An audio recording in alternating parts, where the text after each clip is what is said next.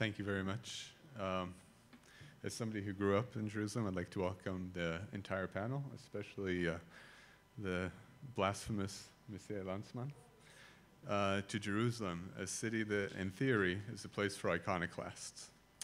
Think of Abraham escaping from Ur for breaking idols.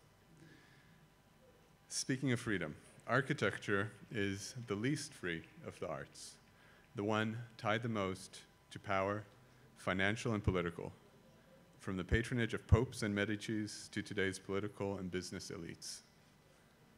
Often, the most extravagant architectural expressions occur in the very repressive regimes. If you will let me be provocative for a minute and talk about art's capacity for evil, what do we think of the culpability of an artist like Leni Riefenstahl? What is her responsibility? How do we think of that? I think architecture's juncture between art and profession can be the key to its relevance and salvation. It is the best source of hope, as architects are the last generalists in an increasingly narrowly specialized world, the last Renaissance men and women, or to paraphrase Fitzgerald, the most specialized of experts, the well-rounded man. And when I was writing this down, I couldn't recall if it was the most specialized or the most limited of experts, which is actually an indictment.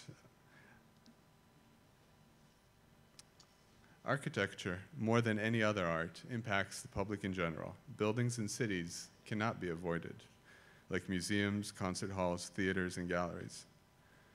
Most of our work is devoid of architecture with a capital A. But all of us, even in the most remote rainforests, are affected as a result of poor planning and unsustainable patterns of urbanization. We become who we are as a people and a culture only because of cities and the opportunities they afford us in their density and serendipity. In some quarters and in some times, cosmopolitanism was considered derogatory, a derogatory phrase. As our world grows increasingly smaller, we must work jointly. This is not to erase geographic and cultural differences, but it is childish to think that regionalism and its various guises will triumph. It won't, not in Iran and not in Tel Aviv. I wanted to end with a short story that I heard a couple days ago when somebody was talking to me about the memorial, and they asked me how I approached this task that I've been working on for the past 6 years. And it wasn't quite with eyes wide shut. It was with a belief that my eyes were open, though in fact they weren't. And they told me the story about the first 2 generations of volunteers for AmeriCorps.